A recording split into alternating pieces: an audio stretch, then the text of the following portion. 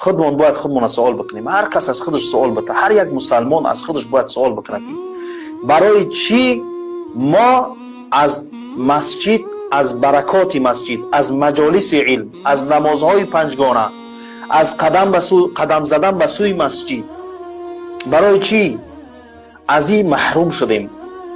میدونین برای چی هست؟ علتش گناه است. گناه زیاد. واقعا مردم زیاد از خدا دور شدن. واقعا مسلمان ها از خدا زیاد دور شدن. مسلمان ها از خدا زیاد دور شدن. ظلم زیاد شد، حق مردم خوردن زیاد شد، زنا زیاد شد، ریبا، پراتسین خوری، سود خوری زیاد شد، عاق پدر و مادر زیاد شد، ریا زیاد شد، فریب و مکر زیاد شد. این چیزا زیاد شدن. همه همینا سبب شدن که الله ما را امروز از این مساجدش، از درهای رحمتش، از خانه خودش محروم کرد. برادران عزیز، ویروس در حدیث صحیح آمده است که عذاب است. در روایت بخاری است از مادرمان عایشه، از پیغمبر صلی الله علیه و سلم پرسیدند درباره طاعون. پیغمبر صلی الله علیه و سلم گفتند این یک عذاب است، عذاب. و من از شما سوال میکنم، همین عذاب در مقابل چی نازل میشه؟ عذاب برای چی؟ برای چی عذاب باشه؟ یعنی در عوضی گناه های ما همین عذاب خدا آمد. عذاب خدا آمد. پیغمبر صلی الله علیه و سلم گفتند هر قومی که در او قوم فحشا، زنا زیاد می شود، الله در عوض برای اونها یک بیماری را، یک بیماری بی‌دوا را، یک ویروس را الله در بین او خلق مردم پیدا میکنه. الا فشا فیهم الطاعون. در عوضش الله این میخلی ویروس ها را روان میکنه، بیماری های سرایت کننده و گرسنگی و تنگدستی را الله روان میکنه. ببینین امروز در کشورهای مسلمان ها چی میگذره. ببینین یک بار مردم در کدام حالت زندگی میکنن.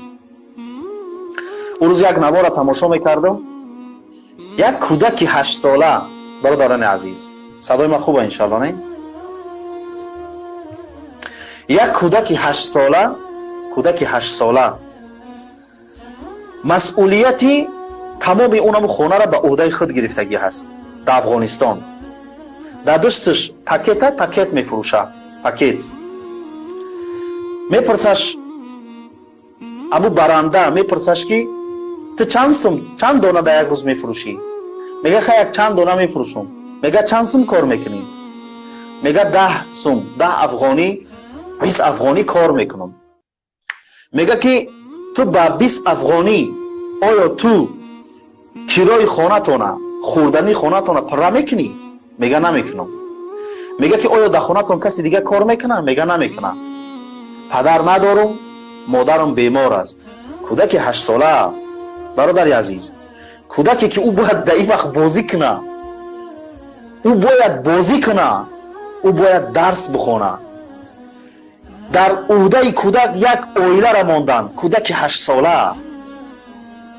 برای چی؟ این ظلم، این ستم برای چی؟ یک بار سعی تماشا کنین سوریه را ببینین. کودکای 5 ساله و 6 ساله و 7 ساله و 8 ساله تیکه تیکه می شود. زیر بمب‌های دولت‌های ابرقدرت میمانند. زیر اونها میمانند. و اذا الموءودة سئلت بأي ذنب قتلت. الله میگه من روز قیامت امی کودکای خورده که 5 ساله 6 ساله که ظلماً کشته شدن، من از اینو میپرسم که تو برای چی کشته شدی؟ بگو گناه تو چی بود؟ تو برای چی کشته میشوی؟ تو گناه چی بود؟ برای چی؟ تو سیاست را نمیفهمیدی، تو اقتصاد را نمیفهمیدی، تو مسائل اجتماعی را نمیفهمیدی، تو کودک بودی. برای چی کشته شدی؟ بأي ذنب قتلت. این سؤال توبیخ است. یعنی الله کودک سوال میکنه اما جوابشو از ظالم میخواه، از کسی میخواه که این کودک ظلمن کشت. الله میپرسه، الله میپرسه، الله فراموش نمیکنه هیچ وقت. ولا تحسبن الله غافلا عما يعمل الظالمون. کسایی که امروز در حق یک بیچاره ظلم میکنی، به خودت روز داری، او روز میرسه بدون شک، او روز میرسه. روز میرسه که بین تو و بین خدای تو هیچ ترجمانی نیست، ادوکات نیست، سفید کننده نیست، پول و مال نیست، وظیفه نیست، تغا نیست، پدر نیست، کسی نیست، هیچ کس را کمک نمیکنه. اليوم نختم على افواههم وتكلمنا ايديهم وتشهد ارجلهم بما كانوا يكسبون. الله میگه این روز در دهنشون مهر میزنم، محکم میکنم، میرم این باید خاموش باشه. و دستهاشون، اما دستشون شهادتی میده، پاهاشون شهادتی میده. هیچ ضرورت نیست که برای دو کسی دیگر را شاهد بیاری، ضرورت نیست. بدن خودت در مقابل خودت شهادتی میده. برای همین برادران عزیز بترسیم از اون خدایی که روزی به سوی او برمیگردیم. واتقوا یوما ترجعون فیه الی الله، واتقوا یوما ترجعون فیه الی الله ثم توفى كل نفس ما كسبت وهم لا يظلمون. این آخرین آیتی هست که به پیغمبر صلی الله علیه و سلم نازل شده است از تمام آیات های قرآن. اقرا اولین آیتی بود که به پیغمبر صلی الله علیه و سلم نازل شد. و اقرا انسان ها را امر میکنه به کتاب خواندن، به خواندن هر چیزی که به فایده تای بخوان، فرق نمیکنه چی علم دینی و چی دنیوی، بخوان. اقرا، الله میگه بخوان. آخرین آیت چی میگه؟ من و شما را ترس میده، میگه بترس از اون روزی که به سوی الله برمیگردی. ثم توفى كل نفس ما كسبت وهم لا يظلمون. در روز نامه اعمال تا دستت میتم، همه چی در اونجا نوشته شده گیه، همش، نمازات، روزه گرفتگی، حجی رفتگی، زکات، خیری کردگی، صدقه کردگی، احترام پدر و مادر، دعای پدر و مادر، حق همسر ادا کردی، حق فرزند ادا کردی، هر کاری که کردی، نیکی کردی، یک کلمه گفتی، سبحان الله گفتی، اونجا نوشتگی های. و این چونین گناهات هم نوشتگی های. اگر ظلم کردی نوشتگی های، اگر حق مردم خوردی نوشتگی های، اگر زنا کردی نوشتگی های، اگر در مقابل دین خدا جنگیدی نوشتگی های. همه چی نوشته میشه، هیچ چیز گم نمیشه. سود خوردی، پراتین خوردی نوشتگی های، یک کس تهمت کردی نوشتگی های، غیبت کردی نوشتگی های. همه چیز نوشته شده، همه چیز نوشته شده. یک کس غیبت کردی نوشته شده، همه چیز نوشته شده. فمن وجد خیرا فلیحمد الله و من وجد غیر ذلك فلا یلومن الا نفسه. الله در حدیث قدسی در روایت امام مسلم چی میگه؟ وقتی نامه اعمال شما را به دوستان میتیون، در اوجا خیر یافتین، چی؟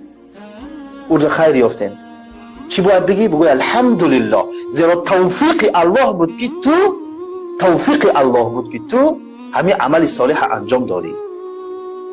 و من وجد غیر ذلك فلا یلومن الا نفسه. اگر تو نامه را کشادی، در اوجا دیدی که یک انسانی بدکار بودی در دنیا، نفسی خودت ملامت کن، زیرا خدا برای تو عقل داد، خدا برای تو پیغمبر فرستاد، خدا برای تو کتاب فرستاد، حق و باطل، سیاه و سفیدی را، شیرینی را از تلخی، همه چیز برای تعلیم داد. راه نادرست خودت انتخاب کردی، پس خودت ملامت بکن، خودت ملامت بکن. برای همین برادر عزیز، من و شما باید به سوی خدا برگردیم. واتقوا یوما ترجعون فیه الی الله ثم توفى كل نفس ما كسبت وهم لا یظلمون. در دیگه آیت چی میگه؟ اعوذ بالله من الشیطان الرجیم و من یتق الله یجعل له مخرجا و یرزقه من حیث لا یحتسب. میگه کسی که از الله میترسه، تقوا میکنه، خدا را در همه حالت حاضر و ناظر میدانه، در حالت در ساعتهای جوانیش، در بهترین حالت، در وقتی که پول داره، شرایط داره، میتوانه، در ساعتهایی که در کرسی و در منصب شیشته است میتوانه، توانگر است، چی جوان است، چی عمرش رفته است، چی مرد است، چی زن است، در کدام حالتی باشی از خدا بترس. اتقوا الله حیث ما کنتم. در کدام حالتی هستی از خدا بترس، از خدا بترس.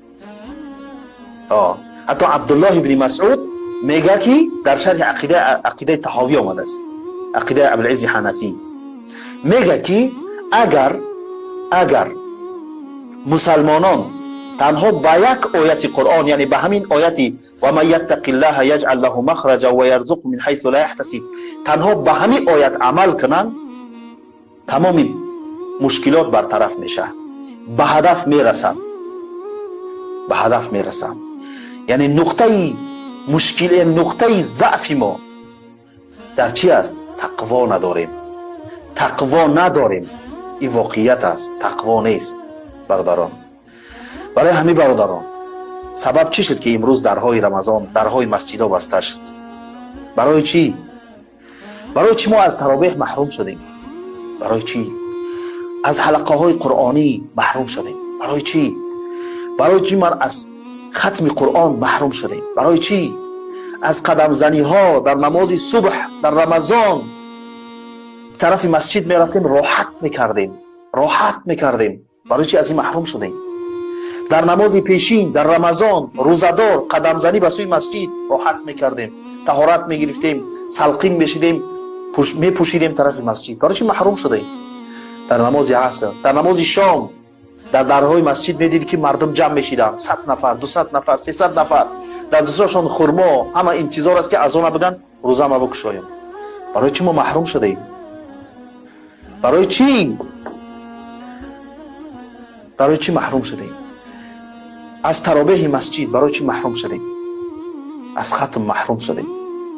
برای چی؟ از قیام شب که در 10 روز آخر رمضان در بسیاری از مسجدها میشد محروم شدیم. از شب قدر در مسجد با جمعی از دوستان محروم شدیم. برای چی؟ از نماز عید در مسجد با لباسهای پاکیزه، خوشبویی کرده، مسواک زده، قدم زنان در نماز، برای چی محروم شدیم؟ برای چی؟ برای چی از خود سوال نمیکنیم؟ برای چی؟ هر انسان از خودش سوال کنه، من از خودم سوال کنم، برای چی محروم شدیم؟ ما از این چیزا محروم شدیم، واقعا محروم شدیم. علت در چیست؟ علت در چی است؟ ما از خدا دور شدیم، از خدا دور شدیم.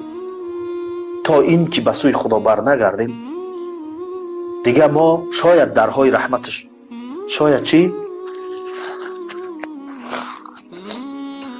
شاید درهای رحمتش شاید امکان داره که باز نشود، باز نشود. وقتی که از خدا ترسیدیم به سوی او برگشتیم، خدا بار دیگر ما را بخشید، درهای رحمت شد برای ما باز میکنه.